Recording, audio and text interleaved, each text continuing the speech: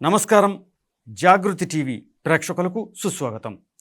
భారతదేశ చరిత్రను మనం గమనిస్తే వాస్తవాలను వక్రీకరించి అసత్యాలను అందలమెక్కించిన సందర్భాలే ఎక్కువగా కనిపిస్తాయి. దక్షిణ భారతదేశంలో కర్ణాటకలోని మైసూర్, శ్రీరంగపట్టణం ప్రాంతాలను కేంద్రంగా చేసుకుని పరిపాలించిన టిప్పు సుల్తాన్ చరిత్ర కూడా అటువంటిదే. హిందువుల పట్ల టిప్పు సుల్తాన్ క్రూరత్వానికి ఆయనే రాసిన లేఖలు, తన ఖడ్గంపై ఉన్న రాతలు సజీవ సాక్ష్యాలుగా ఉన్నప్పటికీ టిప్పును ఉత్తమ పాలకుడిగా, పరమత సహనశీలిగా కీర్తిస్తూ చరిత్రను మార్చేశారు. నేడు వేడుకలు చేస్తున్నారు. ఈ నేపథ్యంలో ఇది టిప్పు నిజస్వరూపం అంటూ వాస్తవాలను పుస్తక రూపంలో తెలుగువారికి అందించింది సంవిత్ ప్రకాశన్ సంస్థ. శ్రీ గజానన్ భాస్కర్ మహందలే గారి ఆంగ్ల రచనను తెలుగు పాఠకుల కోసం అనువాదం చేసిన అనువాదకురాలు, రచయిత్రి శ్రీమతి గూడా హేమలత గారు మనతో ఉన్నారు.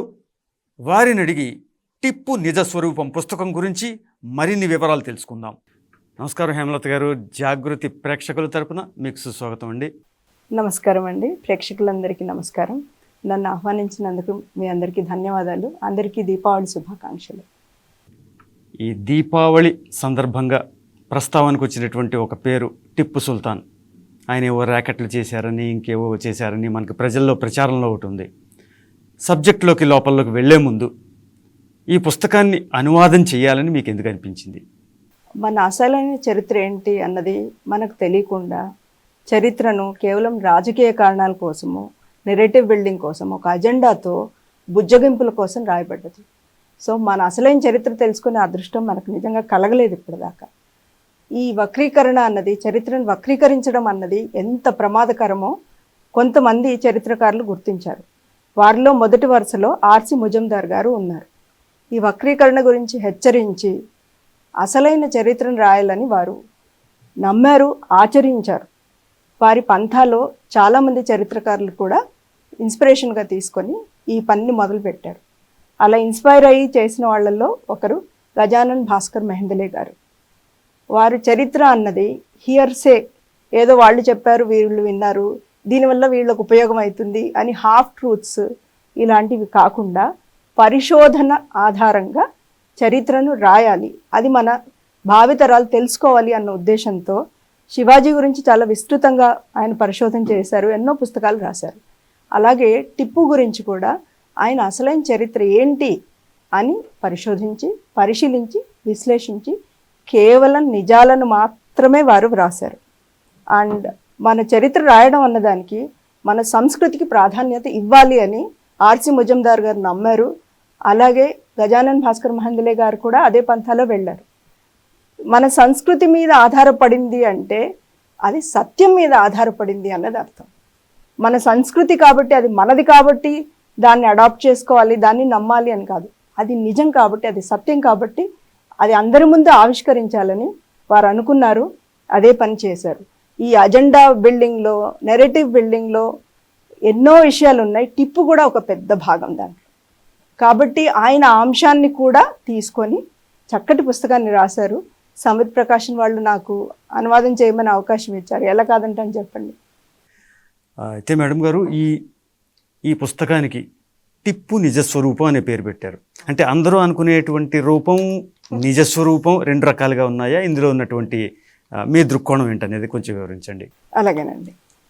ఏంటంటే టిప్పు అనగానే చాలామంది ఆయన స్వతంత్ర సమరయోధుడని, చాలా సహనశీలని, అది కనిపెట్టాడని, ఇది చేశాడని అలా చాలా రకాలుగా చెప్తూ ఉంటారు. అసలు మన చిన్నప్పుడు మీకు గుర్తుంటే ఒక టీవీ సీరియల్ కూడా వచ్చింది. దాంట్లో ఆయన ఒక మహాత్ముడిలాగా చూపించేసి మన మైసూర్ రాజులు, హిందూ రాజులు అసలు ఎందుకు పనికిరాని వాళ్ళుగా, కొరగాని వాళ్ళుగా చూపించారు. అది చూసి అర్థం కాలేదు. ఏది నిజమో ఏది అబద్ధమో మనకు తెలియలేదు. మనం చాలా కన్ఫ్యూజ్ అయిపోయాం దీనివల్ల. ఇలాగే కర్ణాటకలో చాలా కుటుంబాలు కూడా కేసులు కూడా వేశాయి. ఏంటి మనల్ని ఇంత ఇంత దిగజార్చి చూపించారు అని. కాబట్టి నిజమేంటి అబద్ధం ఏంటి మనకు తెలియదు. టీవీ సీరియల్లో చూసింది నిజమని నమ్మాము, కొన్ని సినిమాల్లో చూసింది నిజమని నమ్మాము. కానీ నిజమేంటి అని గజానన్ భాస్కర్ మహందలే గారు ఈయన అసలైన రూపం ఏంటి, ఈయన నిజస్వరూపం ఏంటి అని పరిశోధన చేశారు. ఆయనకు కొన్ని విషయాలు అర్థమయ్యాయి. ఆయన పుస్తకం పేరు Tipu as he really was అని ఉన్నది ఉన్నట్టుగా చెప్పారు. సో ఆయనకు తెలిసిన విషయాలు ఏంటంటే టిప్పు చాలా పెద్ద మతోన్మాది, సహనశీలి కాదు. ఆయన కేవలం ఇస్లాం మతం ప్రచారం కోసమే పనిచేశాడు. ఇంకోటి ఎథనిక్ క్లెన్జింగ్ అన్న దాంట్లో ఆయన నమ్మాడు. ఎక్కడో జ్యూస్కి ఎక్కడో జరిగింది అంటే జరిగింది, ఖచ్చితంగా జరిగింది. కానీ మన దేశంలో కూడా చాలామంది మలబార్లో ఉన్నవాళ్ళు, కెనరా ప్రాంతంలో ఉన్నవాళ్ళు, కొడగు ప్రాంతంలో ఉన్నవాళ్ళు, వాళ్ళందరినీ కూడా నిర్మూలించాలని అనుకున్నాడు ఆయన. సో ఎథనిక్ క్లెన్జింగ్ చేశాడు. ఇది కాకుండా ఆయనకు దేశాన్ని రక్షించే ఉద్దేశం ఏమాత్రం లేదు. ఆయన సమరయోధుడు, బ్రిటిష్తో ఆయన పోరాటం చేశాడు అని చెప్తారు, కానీ ఆయనకు మన దేశాన్ని, మన సంస్కృతిని, మన ప్రజల్ని రక్షించాలని ఏ కోశాన లేదు. ఫ్రెంచ్ వాళ్ళతో కలిశాడు, ఒటమాన్ వాళ్ళతో కలవాలని అనుకున్నాడు, ఆఫ్ఘన్ వాళ్ళతో కలవాలని అనుకున్నాడు. ఆయన ఉద్దేశం కేవలం ఇస్లామిక్ రాజ్యాన్ని స్థాపించడం మాత్రమే, అంతకుమించి ఏమీ లేదు. క్యాలిఫెట్, ఖిలాఫత్ మాత్రమే స్థాపించాలని అనుకున్నాడు. దానికోసమే ఈ జాతి నిర్మూలన అనేది పెట్టుకున్నాడు, ఎథనిక్ క్లెన్సింగ్. ఎథనిక్ క్లెన్సింగ్ దాని అందులో భాగంగానే వచ్చింది. సో ఆయన ప్రైమరీ మోటివ్ వచ్చేసి spreading of Islam, establishing of Islamic Kingdom. అది కాకుండా ఆయన క్యాప్టివ్స్ని ఆయన ఎంతగా హింస పెట్టాడు, ఎంత క్రూరంగా వాళ్ళని ట్రీట్ చేశాడు అన్నది కూడా మరొక ముఖ్యమైన అంశం. ఎవరిని వదలలేదు, పిల్లల్ని, స్త్రీలని, ప్రతి ఒక్క యువకుల్ని కూడా ఆయన చాలా లైంగికంగా హింసించాడు. ఆయన బారిన పడని వాళ్ళు లేరు, అసలు ఎవరూ లేరు. ఎవరు తనకు దారిలో ఉంటే, ఎవరు అక్కడ ఉంటే వాళ్ళని అయిపోయింది అంతే వాళ్ళ పని. తర్వాత ఊచకోత కోసాడు. ఊచకోత కోయడమే కాకుండా ఎవరైనా బతికుంటే వాళ్ళని మతం మార్చాడు, చనిపోయిన వాళ్ళకు కూడా మతాలు మార్చాడు. ఇంత ఘోరంగా, మనకు ఊహకు అందని విధంగా, అంత క్రూరంగా, రాక్షసంగా ఆయన పరిపాలన చేశాడు. కానీ ప్రజల సంక్షేమం అని, ఇక్కడ ఉన్నవాళ్ళ బాగోగులు అన్నది ఆయనకి ఏమాత్రం లేదు. మన దేశాన్ని రక్షించాలని, బ్రిటిష్ నుంచి ఏదో రక్షించి మనల్ని ఉద్ధరించాలి అన్న ఉద్దేశం ఆయనకు ఏమాత్రం లేదని అర్థమైంది గజానన్ భాస్కర్ మెహందలే గారు. కాబట్టి ఈ హిస్టారికల్ ఫ్యాక్ట్స్ని, ఆయన జర్నల్స్ని, బుక్స్ని రెఫర్ చేసి దాంట్లో ఉన్నవి మాత్రమే పారాఫ్రైజ్ చేశారు, ఉన్నది ఉన్నట్టుగా అక్కడ పెట్టారంతే. అంతకు మించి ఆయన ఒపీనియన్ కానీ ఎలా ఏమీ లేవు ఈ పుస్తకంలో. కేవలం నిజాలు, హిస్టారికల్లీ డాక్యుమెంటెడ్ ఫ్యాక్ట్స్ మాత్రమే ఉన్నాయి ఈ పుస్తకంలో. There is nothing else.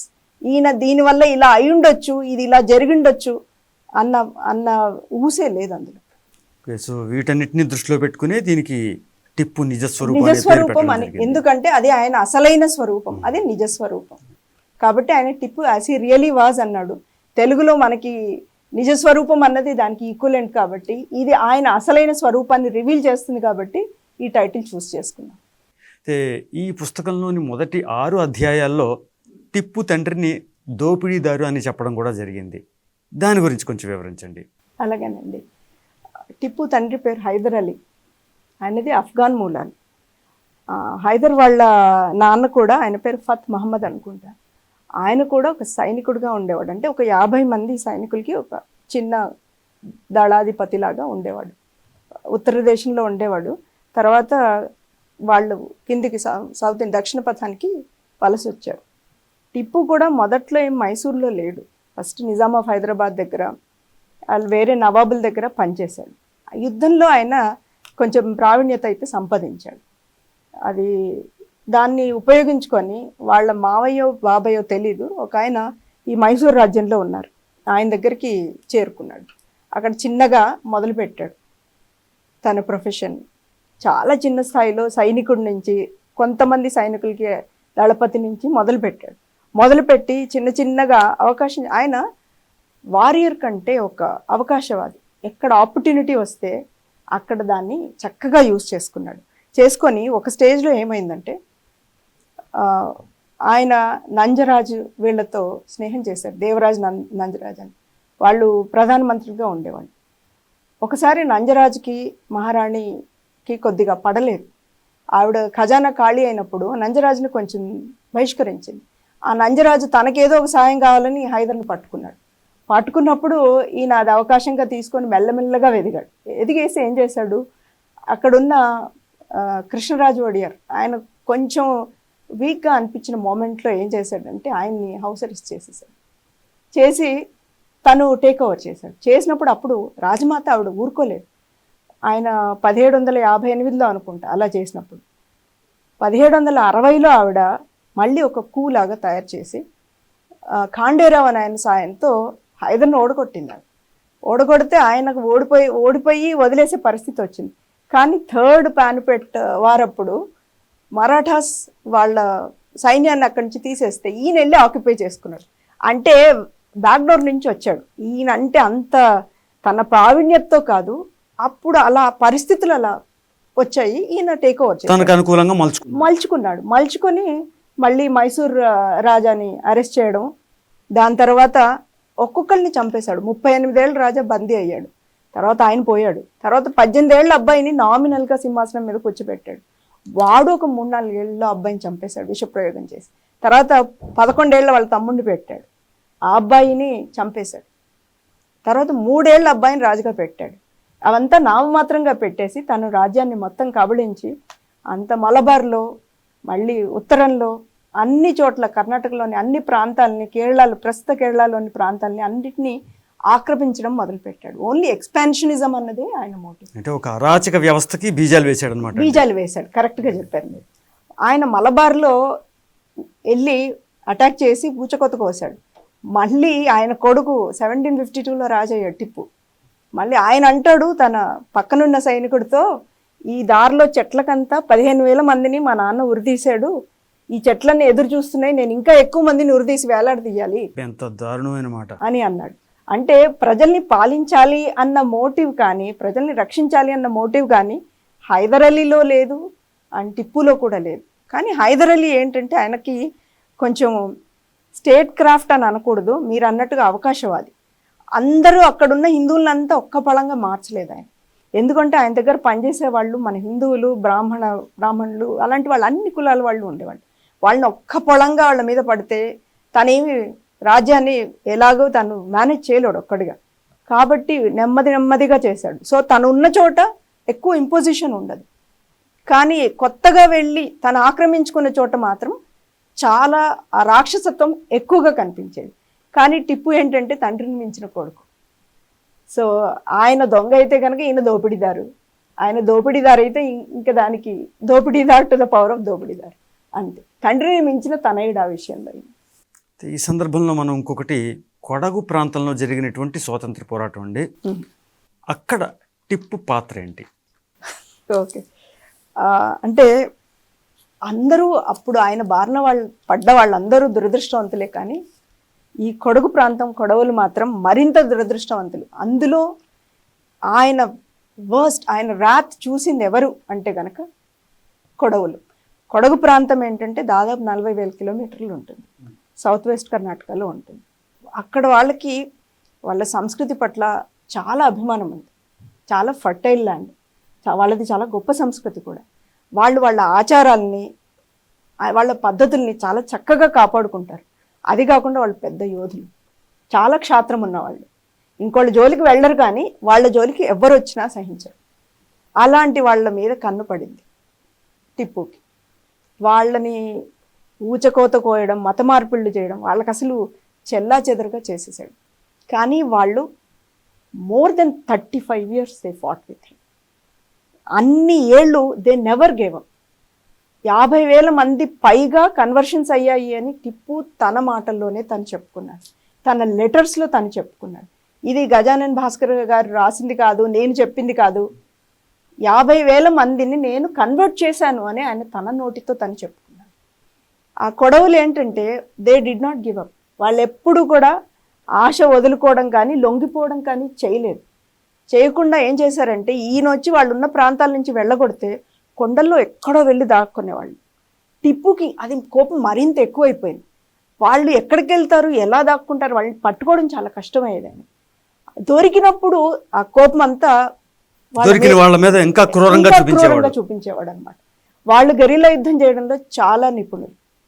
కాబట్టి ఈయన వాళ్ళని పట్టుకోవడం, పూర్తిగా పట్టుకోలేక వాళ్ళు పారిపోతే ఈయనకు మరింత కోపం రావడం, ఇది ఇంకా విషయస్ సర్కిల్ లాగా ఇలాగే పెరుగుతూ ఉంది. టిప్పు చనిపోయేదాకా వాళ్ళకి ఊరట లేదు, అండ్ వాళ్ళ నంబర్స్ dwindle అయిపోయాయి, చాలా తగ్గిపోయింది వాళ్ళ జనాభా. మనం ఎప్పుడైనా కూడా వాళ్ళు ఏ ప్రాంతంలో ఈయన వెళ్ళినా కూడా 50,000, 60,000, 70,000, 80,000 ఇంతమందిని మార్చాను, 30,000 మందిని చంపాను, 20,000 మందిని చంపానని ఆయన చెప్పుకుంటున్నాడు లెటర్లో. ఆయన రికార్డెడ్ హిస్టరీలో ఉంది. కానీ ఇంతకుముందు టిపు చరిత్ర రాసిన వాళ్ళకు, మెహబుల్ హసన్ వాళ్ళు అవి కన్వీనియంట్గా అవి రాయరు కొన్ని. ఇది కాకుండా అక్కడ 70,000 మంది ఎలా ఉంటారు, ఉండరు కదా, అంటే వీళ్ళ సొంత తెలుగు ఉపయోగిస్తారు. అక్కడ 70,000 జనాభానే ఉండదు, 70,000ని ఎలా కన్వర్ట్ చేస్తారు అని అడుగుతారు. ఆయనే ఉత్తరాల్లో రాసుకున్న పాయింట్ని కూడా పట్టించుకోకుండా మనం దాన్ని పుచ్చుతున్నాం అనమాట. నేను ఇలా చేశాను అని ఆయన గొప్పగా చెప్పుకుంటున్నాడు, అది తను గొప్ప అని అనుకుంటున్నాడు. అబ్బాయి ఆయన అలా చేయలేదు, ఆయన ఏదో పొరపాటుగా రాశాడు, అక్కడ 70,000 మంది జనాభానే ఉండదు, ఇలా రాశారనమాట చరిత్రకారులు. కాబట్టి మనం ఎంత మోసపోయామో అన్నది ఒక విషయం. ఇంకొకటి, టిప్పు గొప్పవాడు అని చెప్తే అక్కడ ఆయనను ఎదిరించి పోరాడిన వాళ్ళ శ్రమని, వాళ్ళ క్షాత్రాన్ని మనం కించపరిచిన వాళ్ళం అవుతాం. వాళ్ళ త్యాగాలకు అర్థం లేకుండా పోతుంది. మన పూర్వీకులు ఇంత కష్టపడ్డారు, మన సంస్కృతిని వాళ్ళు పరిరక్షించారు అంటే, వాళ్ళు అలా చేయలేదు, టిప్పు చాలా గొప్పవాడు అంటే అది మనల్ని మనం అవమానం చేసుకోవడం అనే అనిపిస్తుంది. అలాగే టిప్పుని బ్రిటిష్ వారికి వ్యతిరేకంగా పోరాడినటువంటి ఒక స్వాతంత్ర్య సమరయోధుడిగా కూడా కీర్తిస్తూ ఉంటున్నారు. అవునండి. ఇందులో ఎంత నిజం ఉంది? మనం స్వాతంత్ర సమరయోధుడు అని చెప్పే ముందు ఇంకో 2-3 విషయాలు చెప్తాను. కొడగు ప్రాంతం కొడవల గురించి చెప్పుకున్నాం కదా. అసలు వాళ్ళ తిరుగుబాటు గురించి విల్క్స్ అనే వ్యక్తి రాశాడు అనమాట. ఆయనకు సోర్స్ ఏంటి అంటే సుల్తాన్ ఉత్ తవరిక్ అనే పుస్తకం. నేను ఈ పర్షియన్ మాటలు కరెక్ట్గా చెప్పలేకపోవచ్చు. ఆయన ఆధారంతో విల్క్స్ చెప్పాడనమాట, ఈ తిరుగుబాట్లు ఇలా జరిగాయి అని కొడవల గురించి చెప్పాడు. అట్లాగే మలబార్ ప్రాంతంలో కెనరా క్రిస్టియన్స్, మ్యాంగ్లూర్ ప్రాంతంలో, అన్ని ప్రాంతాల్లో కూడా ఇలాగే 50,000 70,000 ఇంతమందిని ఊచకోత కోయడము. ఇంకొకటి చేశాడు టిప్పు, ఒక ప్రాంతంలో ఉన్న వాళ్ళని ఆ ప్రాంతంలో ఉండకుండా వెళ్ళగొట్టడం. సో నేటివ్గా మనం ఒక చోటు ఉంటాం, ఒక వ్యవసాయం చేసుకుంటుంటాం, రకరకాల వృత్తులు చేసుకుంటూ ఉంటారు. వాళ్ళకున్న ఆస్తులు, స్థిరాస్తులు, చరాస్తులు అన్నీ వదిలేసి వాళ్ళు వేరే ప్రాంతానికి వలస వెళ్ళడం.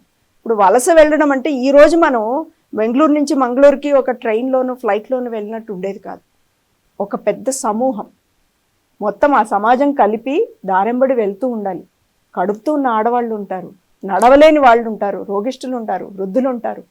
వాళ్ళందరూ తిండి తిప్పలు ఏం దొరకదు. వాళ్ళకున్న ఆహారపు అలవాట్లకు వ్యతిరేకంగా దారెంబడి ఏదో వెతుక్కుంటూ తింటూ వెళ్ళాలి. వాళ్ళని తీసుకెళ్ళి ఇప్పుడు మంగళూరులో ఉన్న వాళ్ళని శ్రీరంగపట్నానికి పంపించేస్తాడు. దానికేమో ఆయన ఏమి ఏర్పాట్లు చేయడు, ఇక్కడి నుంచి వెళ్ళిపోవాలని వెళ్ళగొడతాడు. దారిలో ప్రసవాలు జరుగుతూ ఉంటాయి, ఆడవాళ్ళు చచ్చిపోతూ ఉంటారు, పిల్లలు చచ్చిపోతూ ఉంటారు. వాళ్ళని వదిలేసి ముందుకు సాగుతూ ఉండాలి. ఆ కొత్త ప్రాంతానికి వెళ్తే వాళ్ళ జీవనోపాధి ఏంటి? వాళ్ళకున్నవన్నీ వదులుకొని ముందుకు సాగాలి. సో కొడవ ప్రాంతంలో ఉన్న వాళ్ళకి ఈ దుర్గతి పట్టింది. అలాగే మ్యాంగ్లూర్ క్రిస్టియన్స్కి పట్టింది, అలాగే కెనడా వాళ్ళకి పట్టింది, మలబార్ ప్రాంతంలో కూడా ఉంది. అప్పుడు చిన్న చిన్న రాజ్యాలుగా ఉండేవి ఉత్తర కేరళలో, వాళ్లకు అదే పట్టింది. హిందువుల్ని ఆయన ద్వేషించాడు, హిందువుల్ని కన్వర్ట్ చేశాడు. క్రిస్టియన్స్ మీద కూడా ఆయన చాలా దాడులు చేశాడు. ఇంకోటి, అప్పుడున్న ఫ్రెంచ్ వాళ్ళు అనుకోండి, ఇంగ్లీష్ వాళ్ళు అనుకోండి, వాళ్ళు క్రిస్టియానిటీని సపోర్ట్ చేస్తారు కాబట్టి వాటిని ఇంకా ఎక్కువ డాక్యుమెంట్ చేశారు. డాక్యుమెంట్ చేసి ఆయన మమ్మల్ని ఇలా చేశాడు. ఇంకా ఇంగ్లీష్ వాళ్ళతో కూడా యుద్ధం చేసినప్పుడు ఆయన క్యాప్టివ్ చేస్తాడు కదా తెల్లవాళ్ళని, యువకుల్ని, చాలా చిన్న వాళ్ళు, సైన్యంలో చాలా చిన్న యంగ్ అడల్ట్స్ కూడా కాదు, టీన్స్లో ఉన్న వాళ్ళు కూడా ఉంటారు. వాళ్ళని క్యాప్టివేట్ చేసి ఆయన సుంతి చేసిన పద్ధతి, వాళ్ళని లైంగికంగా వాడుకున్న పద్ధతి, అవి వింటే మనకి చాలా, మనం అది జీర్ణించుకోలేము, అసలు వినలేము, అనుకోలేము, జీర్ణించుకోలేము. సో ఇవి ఆయన చేసిన పనులు. ఇంకా స్వతంత్రం గురించి వచ్చింది అంటే ఆయన బ్రిటిష్తో ఎందుకు పోరాడాడంటే తనకు వాళ్ళు ఒక కాల్లో ముళ్ళులాగా ఉన్నారు అంతే, కాబట్టి అది తీసేయాలి. తను ఎక్స్పాండ్ అవ్వడానికి వాళ్ళు అడ్డమున్నారు కాబట్టి వాళ్ళతో పోరాడాడు. దానికి తనేం సొంతంగా చేయలేదు, ఫ్రెంచ్ హెల్ప్ తీసుకున్నాడు. అండ్ మరాఠాస్ కూడా ఈయనకు చాలా చాలా ఆయన ఆపారనమాట. కాబట్టి మరాఠాల మీద ఇంగ్లీష్ వాళ్ళ మీద కలిపి యుద్ధం చేశాడు. కాబట్టి మరాఠాస్ ఎంతో ఆయనకి ఇంగ్లీష్ వాళ్ళు కూడా అంతే. వాళ్ళు అంటే కొలోనియలిజంకి అగెయిన్స్ట్గా ఏమి ఆయన ఫైట్ చేయలేదు, వలసదారుల మీద ఏం ఫైట్ చేయలేదు. ఆయన వలసదారుడు చెప్పాలంటే. ఫ్రెంచ్ హెల్ప్ తీసుకున్నాడు ఆయన. అంటే బ్రిటిష్ వారిని ఎదుర్కోవడం అనేది మతపరంగా వాళ్ళని అడ్డుకోవడానికే తప్ప వాళ్ళని ఎదుర్కొని ఈ దేశానికి ఏదో స్వతంత్రం తెప్పించాలనేటువంటి కాంక్ష కాదు. కాంక్ష లేదు, అసలు భారతదేశం మీద ఆయనకి ఎలాంటి అభిమానం కానీ ప్రేమ కానీ లేదు. ఇదొక కమాడిటీ, ఇదొక రిసోర్స్. ఆయన ధనాన్ని సంపాదించడానికి, కొల్లగొట్టడానికి ఇదొక రిసోర్స్. కాబట్టి ఫ్రెంచ్ హెల్ప్ తీసుకున్నాడు, ఆటోమన్ ఎంపైర్ది కూడా హెల్ప్ తీసుకున్నాడు. దూతలు పంపించేవాడు అక్కడ వెళ్ళి అక్కడ పనులు చేయించేవాడు. కాలువలతో మన డబ్బులు తీసుకెళ్ళి వాళ్ళకి షిప్స్లో తరలించి వాళ్ళకి కాలువలు తవ్వించడం, అలా పనులు చేసేవాడు. మన దేశం మీద ప్రేమ ఉండి మనల్ని విముక్తి చెయ్యాలి అనుకునేవాడు ఆ దేశానికి వెళ్ళి మన నిధులు వెళ్ళి పెట్టాడు కదా. ఆఫ్ఘన్ రాజు ఏంటంటే ఈయన మాట వినిపించుకోలేదు కాబట్టి మన దగ్గరికి ఈయనకు వచ్చి సహాయం చేయలేదు. పొరపాటున ఒకవేళ టిప్పు సుల్తాన్ బ్రిటిష్ను ఓడించగలిగినట్టయితే, అది సాధ్యం కాదు, ఓడిస్తే మన దేశము తప్పకుండా ఇస్లామిక్ దేశంగానే మారేది. హిందూ దేశంగా భారతదేశంగా అయితే మిగిలేది ఏమాత్రం కాదు. ఇప్పుడు పాకిస్తాన్ అన్నది 1947లో ఫామ్ అయింది, అది 18th సెంచరీలోనే ఫామ్ అయిపోయింది. మొత్తం దేశం అలా తయారయ్యాయి. ఇంకా ఆయన బాధపడేవాడు, మొఘల్స్ ఏంటి వాళ్ళ పవర్ తగ్గిపోయింది, మరాఠాలు ఏంటి అంత పవర్ఫుల్ అయ్యారు. కాబట్టి మన దేశం మీద ప్రేమ ఎక్కడ కనిపిస్తుంది? మన దేశం మీద ప్రేమ ఉండడం, మనకు స్వతంత్రం సంపాదించడం అన్నది ఆయన ఉద్దేశం కానే కాదు. ఆయనకు అలాంటి ఆలోచన కూడా లేదు. టిప్పుకు సంబంధించి ప్రధానంగా మనం ఏదైతే ఇప్పుడు డిస్కస్ చేస్తున్నామో ఈ మతోన్మాద పద్ధతి పరిపాలన, దీనికి సంబంధించి ప్రధానంగా ఉన్నటువంటి ఆధారాలంటే వేటి గురించి చెప్పుకోవచ్చండి? మీరు ముందు ఆయన ఏం చేశాడు అన్నది మనం మాట్లాడుకుందాం. మనం మాట్లాడుకున్న ప్రతి అంశానికి ఆధారాలు ఉన్నాయి. కొన్ని ఆధారాలు నేను చెప్తాను. పైగా ఈ పుస్తకంలో ప్రతి చాప్టర్ వెనకాల ఆధారాలే కాదు, పేజ్ నెంబర్లు కూడా రాశారనమాట. పేజ్ నెంబర్లు, ఆర్టికల్ నెంబర్స్ అన్నీ ఉన్నాయి. ఇది కాకుండా బిబ్లియోగ్రఫీ కూడా ఎక్స్ప్లిసిట్గా చివరిలో ఉంది. కాబట్టి మన ఆధారాలు లేకుండా ఒక్క అక్షరం కూడా లేదు ఈ పుస్తకం. ఆయన మతోన్మాది అనడానికి, మతోన్మాదం అని ఎలా తెలుస్తుంది అంటే ఆయన చేసిన పనులు ఏంటి అంటే, ఫస్ట్ ఆఫ్ ఆల్ ల్యాండ్ జిహాద్. ఒక ఊర్లో ఉన్న వాళ్ళని ఇంకో ఊరికి ఎళ్ళగొట్టాడు అని చెప్పాను కదా ఇది వరకు. ఒకటి అక్కడున్న సంస్కృతి మనుషులు నాశనం అవుతారు, అది ఒక పాయింట్. ఇంకోటి ఆ ఊళ్ళలోకి ఎక్కడి నుంచో, అసలు కర్నూలు, మాది రాయలసీమ, కర్నూలు ప్రాంతం నుంచి కడప ప్రాంతం నుంచి తీసుకొచ్చి ముస్లిం జనాభాని అక్కడ ప్లాంట్ చేశాడు. లేదు ఉన్న ఊళ్ళల్లో కూడా తెచ్చి వీళ్ళు ఇక్కడ ఉంటారు అని వాళ్ళకు మసీదులు కడతారు, ముల్లాలు, అన్ని క్యాడర్స్లో వాళ్ళని ఆయన అపాయింట్ చేస్తాడు. చేసి వాళ్ళ పోషణ ఏంటి, తనేం డబ్బులు ఇవ్వడు దానికి. అక్కడున్న ఊరు మునసబు గారిని వాళ్ళని పిలిచి వీళ్ళ పోషణ బాధ్యత మీది అని చెప్పేస్తాడు. కాబట్టి ఈ ప్రాంతంలో ఉన్న వాళ్ళు ఈ ప్రాంతంలో ఉండకుండా వెళ్ళగొట్టడము, వేరే ప్రాంతంలో ఉన్న ముస్లిమ్స్ని తెచ్చి ఇక్కడ పెట్టడము, లేదు ఊరి మధ్యలో తెచ్చి ముస్లిమ్స్ని ప్లాంట్ చేయడం, ఇలా చేసేవాడు. ఇది కాకుండా ల్యాండ్ సర్వే అన్నది చాలా ఎగ్జాస్టివ్గా, ఎక్స్టెన్సివ్గా చేశాడు. ఎందుకు అంటే అదేమి సైంటిఫిక్ పర్పసెస్ కోసం కాదు. ఎందుకు చేశాడంటే మన దేవాలయాలు, అప్పుడు దేవాలయ మాన్యాలు కొన్ని 100 ఎకరాలు ఉండేవి, అవన్నీ చక్కగా చూశాడు, కబ్జా చేసేసుకున్నాడు. వాటి నుంచి ఆదాయం ఒక్క పైసా కూడా దేవుడికి వెళ్ళేది కాదు. ఇప్పుడు మన ప్రజలు ఎలా ఉన్నారంటే దేవాలయాన్ని కూడా రక్షించుకున్నారు. ఆయన అంత చేస్తున్నా కూడా మాన్యాలు పోయినా, పూజారులకి ఎవరికి ఎలాంటి జీతభత్యాలు లేకపోయినా, జీతభత్యమే కాదు, ఒక గుడి మనం మెయింటైన్ చేయడానికి కావాల్సిన నిధులు ఏవి ఉండేవి కాదు. ఈ ధనమంతా ఆయన వాడుకునేవాడు. ఊరి ప్రజలే ఆ గుళ్ళను కాపాడుకుంటూ వస్తున్నాడు.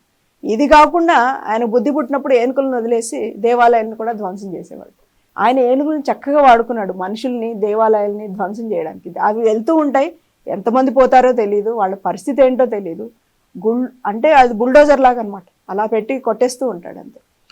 కాబట్టి ఆయన ఎస్పెషల్లీ ల్యాండ్ అన్నది ఆయన, నాకు అనిపించేది ఆయన ప్రధానంగా చేసింది displacing people and planting people ఒకటి. కాబట్టి ఇది కాకుండా ఆయనకి మూఢనమ్మకాలు కూడా ఉన్నాయి. అప్పుడప్పుడు ఏంటంటే ఆయనకి ఏదో అనిపిస్తుంది, నాకేదో మంచి టైం కాలేదనిపిస్తుంది, అప్పుడు ఎవరికో పూజలు చేయమని అంటారు. కాబట్టి మతోన్మాది, కానీ ఒకవైపు భయం, ఒకవైపు ఇన్సెక్యూరిటీ, ఇవన్నీ ఉన్నాయి. ప్రతి ఊళ్ళో మసీదు ఖచ్చితంగా ఉండాలి ఆయన ప్రపోజ్ చేసి అది ఇంప్లిమెంట్ చేశాడు, అమలు చేశాడు ఆయన నిలబడి. అండ్ జిహాదీ సాహిత్యాన్ని కూడా చాలా ప్రోత్సహించాడు. మన అక్కడ లోకల్ భాష సాహిత్యాన్ని పోషించడం అలాంటిది ఏం లేదు. పైగా అన్ని పర్షియన్లోకి పెట్టేశాడు పదాలు. ఇప్పుడు మనం కర్ణాటకలో చూస్తే ఎవరైనా పెద్దవాళ్ళని పిలవాలి అంటే సాహెబ్రే అంటారు. ఇలాంటి సాంస్కృతికమైన మార్పులన్నీ తీసుకొచ్చాడు ఆయన. చాలా పర్షియన్ పదాలు వాళ్ళ వాడుకలోకి వచ్చేసాయి. ఏంటి అంటే ఈయన చేసిన ఇంపోజిషన్, ఈయన చేసిన రుద్దుడే అది. కాబట్టి జిహాదీ సాహిత్యాన్ని కూడా పోషించాడు. సాహిత్యంలో కూడా అది. పైగా ఆయనకి ఇప్పుడు వీటన్నిటిని అంటే కొంచెం పక్కకెళ్ళి ఇంకో విషయం చెప్తున్నాను. 300 మంది పైన స్త్రీలు ఉండేవాళ్ళు ఆయన హరేంలో, 80 మంది భార్యలు. వాళ్ళ తండ్రి గారికి కూడా దాదాపుగా 300 మంది ఉండేవాళ్ళు. కాబట్టి వీళ్ళకి పెద్ద బందోబస్తు, వీళ్ళని ఎక్కడికి బయటికి వెళ్లకుండా చేయడం. చిన్న పిల్లల్ని ఏం చేసేవాడంటే ఆయన, అంటే ఊహ తెలియని వయసులో ప్రీ టీన్స్లో తల్లిదండ్రుల నుంచి పిల్లల్ని వేరు చేసేవాడు. ఇప్పుడు తల్లిదండ్రులు లేదు అమ్మమ్మ తాతయ్య వాళ్ళతో పిల్లలకి అనుబంధం ఉంటే మన అలవాట్లు ఇవన్నీ వస్తాయి. అవి లేకుండా పిల్లల్ని పక్కన తీస్తే ఏమవుతుందంటే ఒక ఇన్సెక్యూరిటీ ఉంటుంది. మనవాళ్ళు అన్నవాళ్ళు ఎవరు ఉండరు. అలాంటి పిల్లల్ని తీసుకెళ్ళి అమ్మాయిల్ని అబ్బాయిల్ని హరేమ్స్లో పెట్టేసేవాళ్ళు. ఎవరినైనా క్యాప్టివ్ చేస్తే అమ్మాయిల్ని ఆడవాళ్ళని తను పెట్టుకుంటాడు. అబ్బాయిల్ని 19 ఏళ్ల వరకు 20 ఏళ్ల వరకు ఉన్న వాళ్ళని సైన్యం చేసేస్తాడు. దాన్ని చేలా సైన్యం అనేవాడు అనమాట. చేలా సైన్యం తయారు చేస్తాడు. ఇది కాకుండా నాకు ఏ రకంగా ఉపయోగపడరు అన్న వాళ్ళని ఉరి తీసేస్తాడు. చెట్లకు ఉరి తీసేయడం, లేదు ఏనుగులతో తొక్కిచ్చేయడం, ఇలా చేసేవాడు.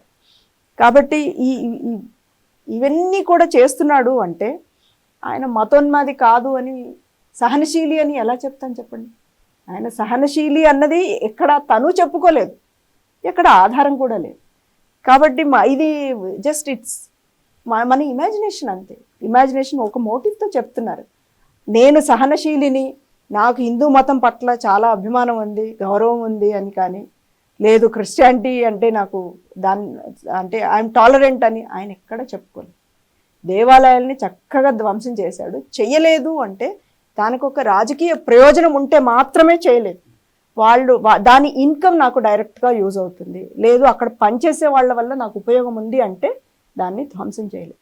అదర్వైజ్ ఆయన అన్ని తనకేం కావాలో అలా ఒక కమాడిటీ లాగా అన్నిటినీ యూజ్ చేసుకున్నాడు ఆయన. దీనికి ఆధారాలు అంటే చాలా ఉన్నాయి, మీకు కొన్ని చెప్తాను. ఆయన జీవిత చరిత్ర, తను రాయించుకున్న జీవిత చరిత్రే దీనికి పెద్ద ఆధారం. అండ్ ఇది కాకుండా నిషానే హైదరీ అనే ఒక పుస్తకం ఉంది. వాళ్ళ నాన్నగారి దగ్గర తన దగ్గర కిర్మాని అని ఆయన పనిచేశాడు, ఆయన రాసిన పుస్తకమే. ఇది ఇంకొక ఆధారం. ఇది కాకుండా ఆయన బయోగ్రఫీ అన్నాను కదా, దాని పేరు తారికే సుల్తాన్ ఖుదాదాద్. పేరు సరిగ్గా పలకపోవచ్చు నేను. తన ఉత్తరాలు, ఈ ఉత్తరాలను ఏం చేశారంటే విలియం కర్క్ ప్యాట్రిక్ అనే ఆయన ఇంగ్లీష్లోకి తర్జుమా చేశారు, ట్రాన్స్లేట్ చేశారు. దాన్ని select letters of Tipu Sultan అని ఆయన రిలీజ్ చేశారు. ఇది కాకుండా చాలామంది, James bistro, James curry, brown అనే ఆయన డేనిష్ మర్చెంట్, మార్క్ విల్స్ ఇదివరకు చెప్పినట్టు, డుబోయిస్ అని ఒక రోమన్ క్యాథలిక్ ప్రీస్ట్ అనమాట. వీళ్ళందరూ కూడా ఆయన సమకాలికులు. ఆయన వల్ల ఇబ్బంది పడిన బందీలను డైరెక్ట్గా వీళ్ళు డీల్ చేశారు.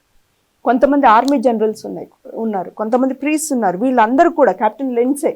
సో వీళ్ళు హిస్టారియన్స్ వీళ్ళు కాదు, కానీ వీళ్ళు ఆయన కాలంలో పనిచేసిన వాళ్ళు రాసిన రికార్డ్స్ ఇవి.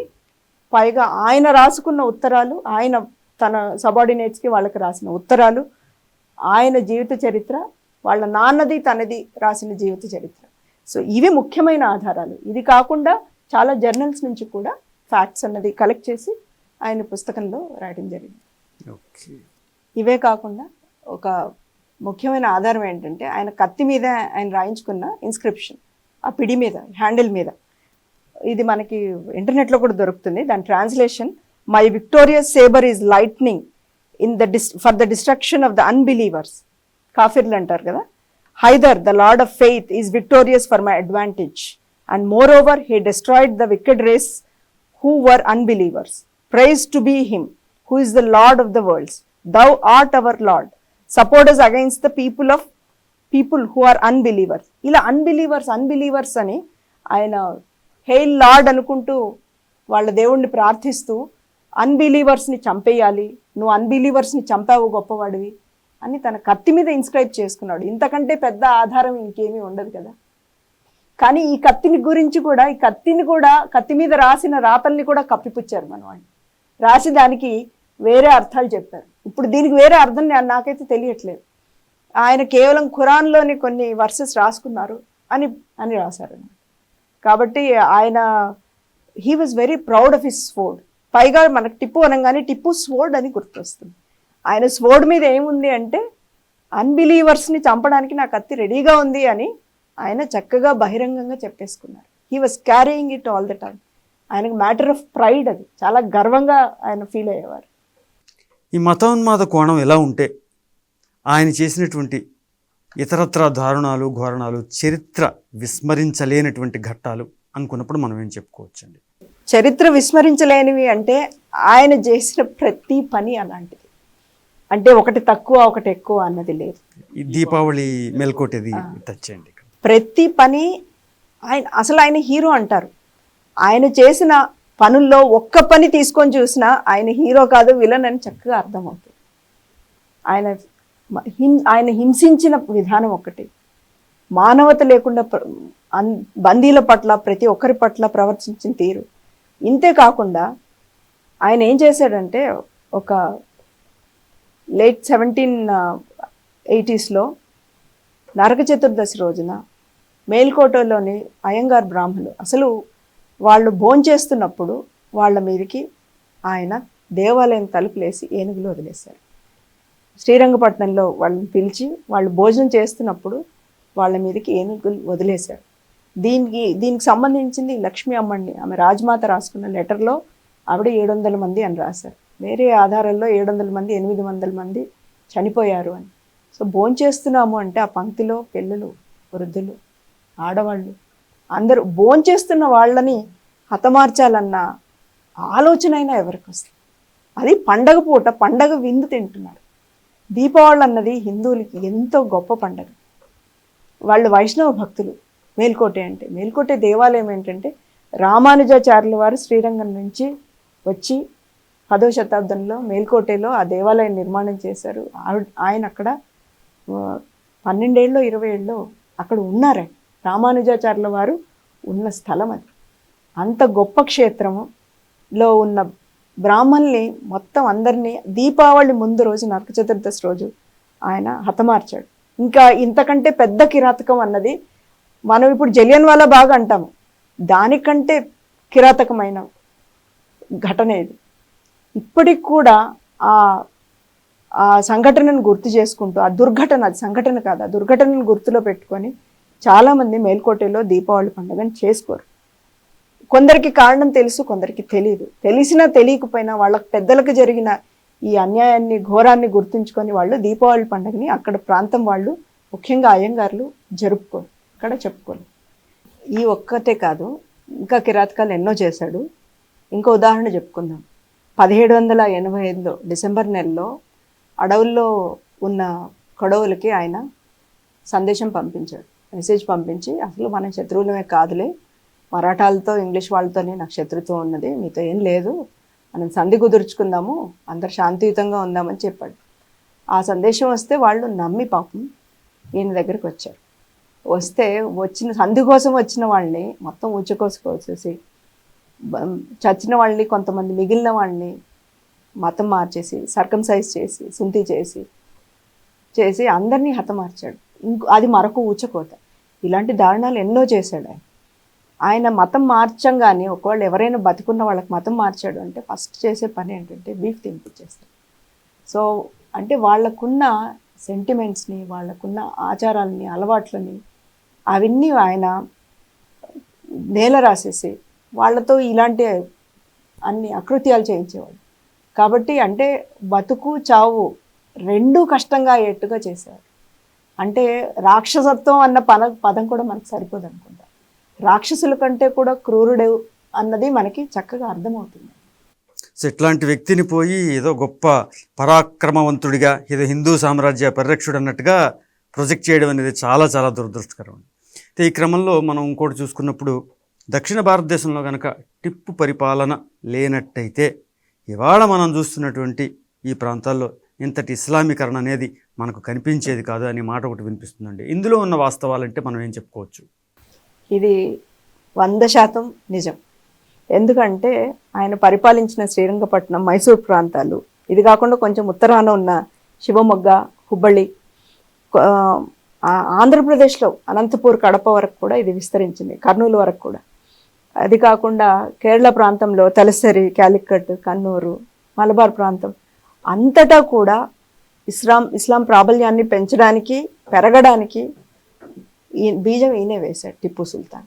కాబట్టి ఇప్పుడు ఏమవుతున్నది, ఇలాంటి క్రూరుడికి జయంతి ఉత్సవాలు జరపాలి అన్నది పెద్ద ప్రపోజల్. ఆ జయంతి ఉత్సవాలు కూడా చేశారు, ప్రభుత్వమే దానికి స్పాన్సర్ చేస్తున్నది, ప్రభుత్వం పౌరోహిత్యం చేసి నిలబడి ఈ పని చేయిస్తున్నది. సో అలా అడిగేవాళ్ళు ఉన్నారు అంటే అది తప్పకుండా టిప్పు అక్కడ పరిపాలించడం వల్లే మనకి దుర్గతి పట్టింది.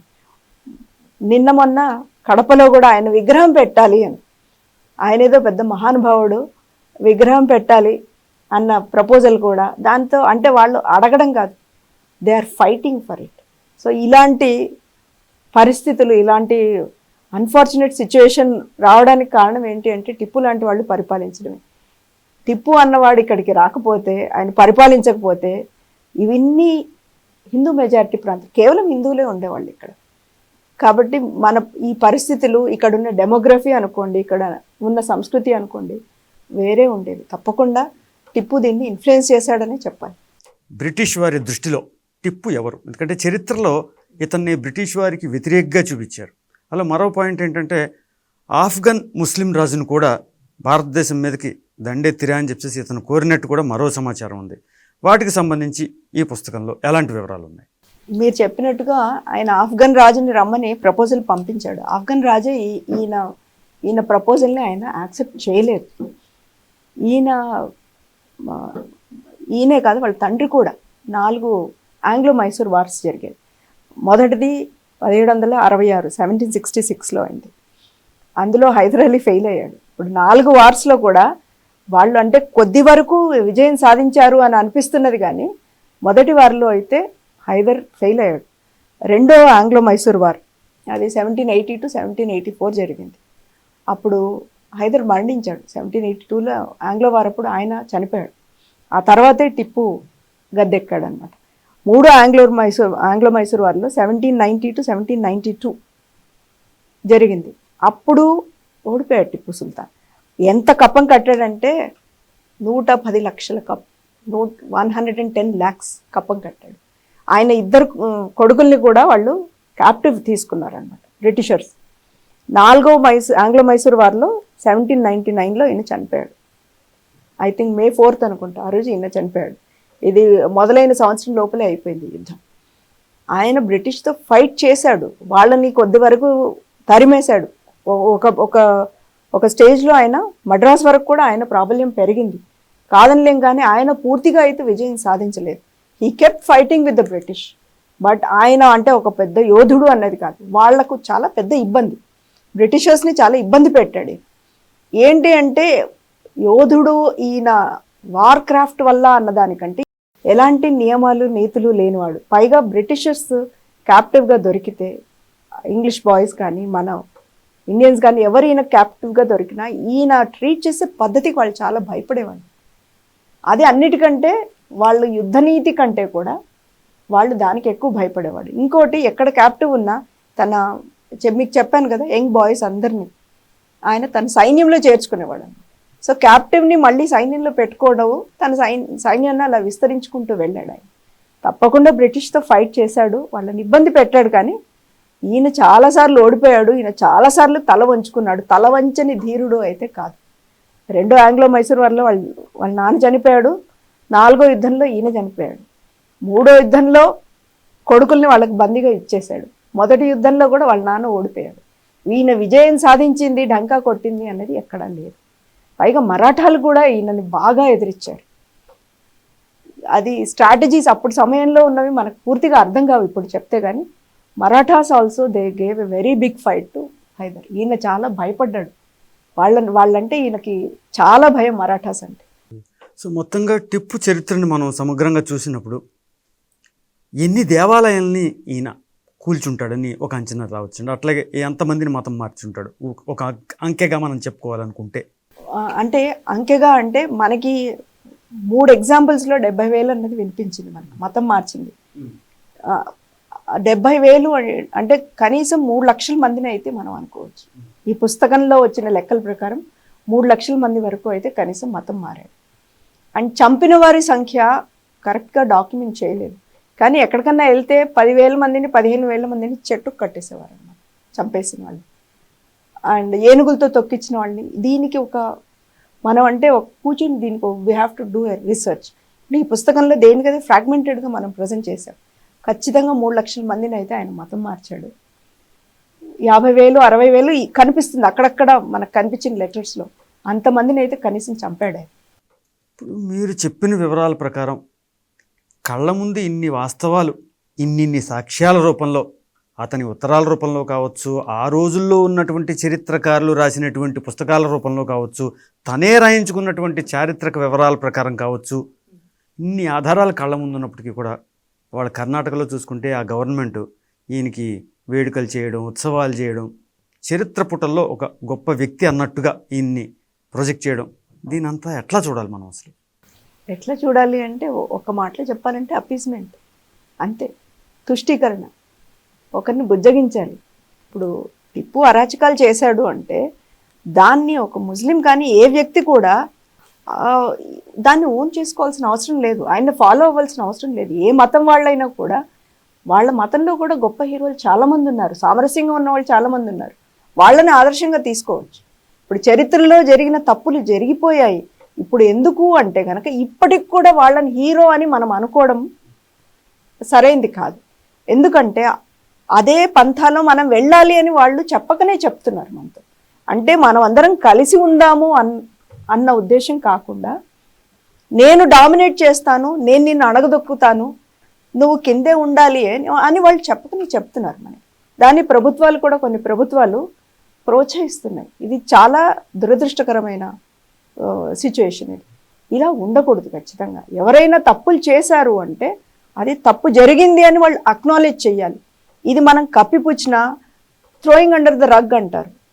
దాని మీద ఏదైనా మనం మసిపూసి మారేడుకాయ చేసినా మనకి మనం సమాధానం చెప్పుకొని ఇది జరిగింది అని ఎస్టాబ్లిష్ చేసుకొని మనం ముందుకెళ్ళాలి. అండ్ అది జరిగింది, అది కరెక్ట్ అని, అలాంటిదే జరుగుతుంది అని మనకి ఇండికేషన్ ఇవ్వడం, డెమోగ్రఫీ చేంజ్ అవ్వాలి అనే ఇంటెన్షన్తో కొన్ని వర్గాల వాళ్ళు పనిచేయడము, పక్క వాళ్ళందరినీ కాఫిర్లని, ఇన్ఫెడల్స్ అని ముద్ర వేయడము, ఇది ఏ సమాజానికి కూడా మంచిది కాదు. టాలరెన్స్ అన్న దానికంటే టాలరెన్స్ ఉండాలి, దాన్ని మించి యాక్సెప్టెన్స్ ఉండాలి. యాక్సెప్టెన్స్ని ప్రమోట్ చేసి ఎలాంటి ఉత్సవాలైనా చేసుకోండి.